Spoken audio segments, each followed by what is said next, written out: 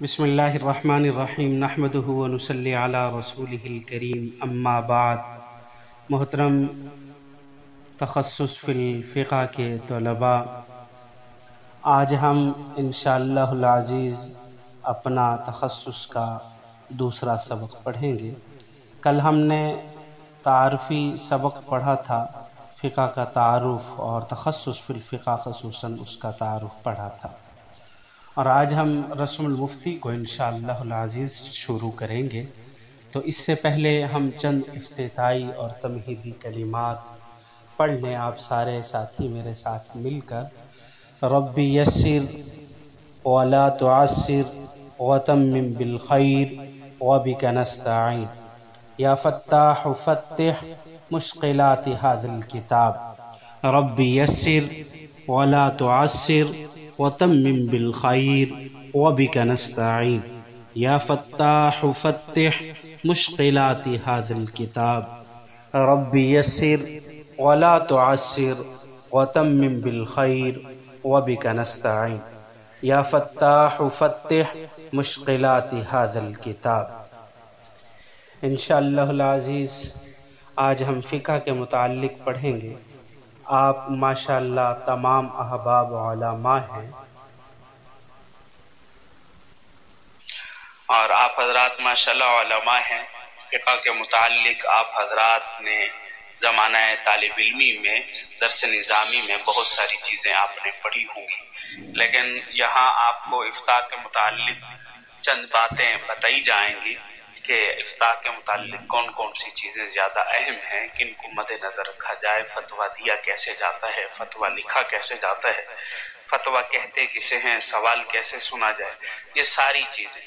تو آج ہم سب سے پہلے سبق کے اندر فتاویٰ کے متعلق پڑھیں گے کہ فتویٰ کہتے کسے ہیں۔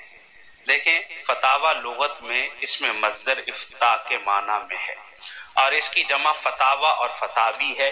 جیسے افتیتہ فتاویٰ فتیا، یعنی جب تم اس مسئلے کے بارے میں جواب دو، کسی مسئلے کے بارے میں جواب دو، تو فتاویٰ مشکل احکام کو واضح کرنے کا نام ہے۔ جیسے کہتے ہیں کہ تفاتو الی فلان، یعنی اس کے پاس معاملہ لے گئے، یعنی اس کے پاس فتویٰ دریافت کرنے کے لیے لے گئے۔ اور اسی طریقے سے ایک لغت کی کتاب المعجم الوسیط میں ابراہیم مصطفیٰ لکھتے ہیں کہ فتویٰ کسے کہتے ہیں؟ افتیٰ فی المسئلۃ ابان الحکم فیہا، یعنی افتاء کسی مسئلے میں اس کا حکم ظاہر کرنا ہے۔ اور فتوے کا معنی کیا لکھتے ہیں؟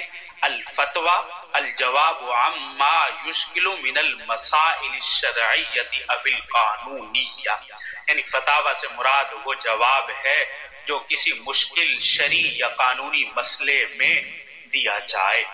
اور اسی طریقے سے قرآن مجید کے اندر بھی آتا ہے کہ یستفتونک قل اللہ یفتیکم فی القلالہ، کہ لوگ آپ سے قلالہ کے متعلق سوال دریافت کریں گے۔ اور ایک دوسرے مقام پر سورۃ بقرہ کے اندر آتا ہے کہ یسألونک عن الشہر الحرام قتال فیہ، کہ لوگ آپ سے حرمت والے مہینے میں جنگ کا حکم دریافت کرتے ہیں۔ تو یہ، اور اسی طریقے سے ایک اور جگہ بھی سورۃ یوسف میں بھی آتا ہے کہ یا ایھا الملأ افتونی، تو یہاں بھی ہے کہ اے درباریوں کہ مجھے میرے خواب کا جواب بیان کرو اگر خواب کی تعبیر جانتے ہو۔ تو ان ساری تصریحات سے ایک بات واضح ہوتی ہے کہ فتویٰ شرعی مفہوم میں سوالات کا دلائل شرعی کی روشنی میں جواب دینے کا نام ہے۔ یہ سوالات قدیم و جدید سب کو شامل ہیں، اور فتاویٰ زبانی و تحریری دونوں صورتوں میں ہو سکتا ہے۔ زبانی بھی فتویٰ دیا جا سکتا ہے، اور تحریری لکھ کر بھی آپ فتویٰ دے سکتے ہیں۔ اور اگلی بات جو اہم ہے وہ یہ ہے کہ فتویٰ کی ضرورت، اہمیت اور فتویٰ کی ابتدا کہاں سے ہوئی ہے۔ دیکھیں، فتاویٰ کی تاریخ اتنی ہی قدیم ہے جتنا انسان خود ہے۔ ہر نبی اپنی اپنی امت کو ان کے شرعی مسائل، ان کے شرعی سوالات کے جواب دیتے رہے ہیں۔ انبیاء کا سلسلہ رسول اللہ صلی اللہ علیہ وسلم پر اختتام پذیر ہوا تو فتویٰ کی ذمہ داری راسخ العلم افراد کے سپرد ہو گئی، جیسا کہ جناب رسول اللہ، جیسا کہ قرآن مجید کے اندر بھی آتا ہے سورۃ انبیاء کے اندر، وما ارسلنا قبلک الا رجالا نوحی الیہم فاسألوا اہل الذکر ان کنتم لا تعلمون۔ اے میرے حبیب، ہم آپ سے پہلے مردوں کو ہی رسول بنا کر بھیجا تھا اور ہم ان کی طرف وہی بھیجا کرتے تھے۔ پھر فرمایا کہ فاسألوا اہل الذکر، اے لوگو تم اہل ذکر سے پوچھ لیا کرو اگر تم خود نہ جانتے ہو۔ اسی طریقے سے حدیث مبارکہ میں بھی آتا ہے کہ حضرت ابی ہریرہ رضی اللہ تعالی عنہ سے روایت ہے کہ آپ صلی اللہ علیہ وسلم نے فرمایا کہ من سئل عن علم فکتمہ الجمہ اللہ باللجام من نار یوم القیامہ، کہ جس سے کوئی علمی بات پوچھی گئی اور اس نے چھپائی تو قیامت کے روز اللہ تعالی اسے آگ کی لگام پہنائیں گے۔ اب اندازہ لگائیے کہ علم چھپانے پر کتنی سخت وعید ہے، یعنی اگر تم کوئی مسئلہ اور فتویٰ جانتے ہو تو اس کو بیان کیجیے۔ اسی طرح ایک دوسری سند سے حضرت ابی ہریرہ رضی اللہ تعالیٰ عنہ سے بھی یہی روایت ہے۔ تو اس طریقے سے حدیث مبارکہ میں مختلف آیا ہے، یعنی جس شخص سے کوئی علم کی بات پوچھی گئی اور اس نے جاننے کے باوجود اسے چھپا لیا تو قیامت کے دن اسے آگ کی لگام دی جائے گی۔ یہی وجہ ہے کہ نبی کریم صلی اللہ علیہ وسلم نے خود اپنی زندگی میں بھی صحابہ کرام رضوان اللہ علیہم اجمعین کو دوسرے علاقوں میں بھیجا، اس بات کا اہتمام کیا کہ وہاں جا کر وہ لوگوں کے شرعی مسائل کا حل کریں۔ جیسے رسول اللہ صلی اللہ علیہ وسلم نے حضرت معاذ بن جبل رضی اللہ تعالیٰ عنہ کو یمن کی طرف بھیجنے کا ارادہ کیا تو ارشاد فرمایا کہ جب تمہارے سامنے مقدمہ پیش ہوگا تو کیسے فیصلہ کرو گے؟ تو حضرت معاذ رضی اللہ تعالیٰ عنہ نے عرض کیا، فرمایا کہ اللہ کی کتاب سے فیصلہ کروں گا۔ آپ نے فرمایا کہ اگر تم اللہ کی کتاب میں نہ پاؤ تو پھر حضرت معاذ نے فرمایا کہ سنت رسول اللہ صلی اللہ علیہ وسلم سے فیصلہ کروں گا۔ آپ صلی اللہ علیہ وسلم نے فرمایا کہ اگر رسول وسلم کی سنت میں اسے نہ پاؤ اور نہ ہی اللہ کی کتاب میں تو تب؟ تو حضرت معاذ رضی اللہ تعالی عنہ نے فرمایا کہ اجتہد رأیی، کہ اب میں اپنی رائے سے اجتہاد کروں گا۔ فضرب رسول اللہ صلی اللہ علیہ وسلم صدرہ فقال الحمد للہ الذی وقف رسول اللہ لما یرضی رسول اللہ۔ اب دیکھیں، آپ نے فرمایا کہ میں اپنی رائے سے اجتہاد کروں گا، تو آپ صلی اللہ علیہ وسلم کو یہ چیز اچھی لگی جسے رسول اللہ کے بھیجے ہوئے آپ نے کیا فرمایا؟ آپ نے ان کے سینے پہ ہاتھ مارا اور اللہ کا شکر ادا کیا کہ جس نے رسول اللہ کے بھیجے ہوئے شخص کو اس چیز کی توفیق بخشی جو اللہ کے رسول کو خوش کر دے۔ اور آپ صلی اللہ علیہ وسلم کے وصال کے بعد صحابہ کرام رضوان اللہ علیہم اجمعین نے یہ ذمہ داری سنبھالی۔ تو ایک بڑی تعداد نے افتاء کے منصب پر اپنے فرائض سر انجام دیے۔ علامہ ابن قیم علیہ رحمہ لکھتے ہیں کہ رسول اللہ صلی اللہ علیہ وسلم کے جن احباب سے فتاوی منقول و محفوظ ہیں ان کی تعداد 130 سے کچھ زائد ہے۔ اور اسی طریقے سے ایک دوسری جگہ پر علامہ ابن قیم علیہ رحمہ لکھتے ہیں کہ اس سے معلوم ہوتا ہے کہ صدر اسلام سے لے کر دور حاضر تک فتاوی رہنمائی کا ذریعہ ہے، قیامت تک رہے گا، اس لیے کہ اہل علم و عرفان اور باعمل لوگوں کو اللہ اور اس کے رسول صلی اللہ علیہ وسلم کا حکم سمجھ کر اس ذمہ داری پر سرفراز ہونا چاہیے۔ آگے ایک سوال جو اکثر حضرات کرتے ہیں کہ کیا ہر فتوے پر عمل کیا جائے؟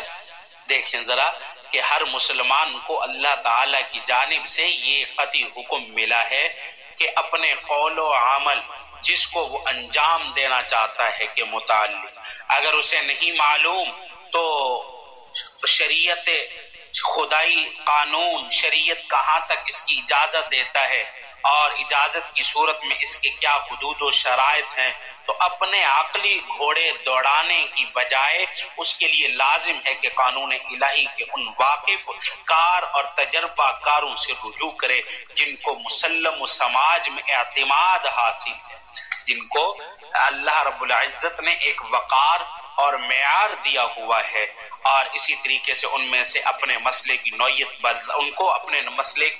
نوعیت بتا کر آپ حکم شرعی معلوم کر سکتے ہیں اور ان کو اطاعت کو ضروری قرار دے سکتے ہیں۔ ایک تفسیر کے مطابق کہا گیا کہ مرد حضرات علماء و فقہا ہیں، اس لیے عام مسلمان پر ضروری ہے کہ جب کسی معاملے میں دینی رہنمائی مطلوب ہو تو حکم خداوندی معلوم کرنے کے لیے مفتیان کی طرف رجوع کیا جائے۔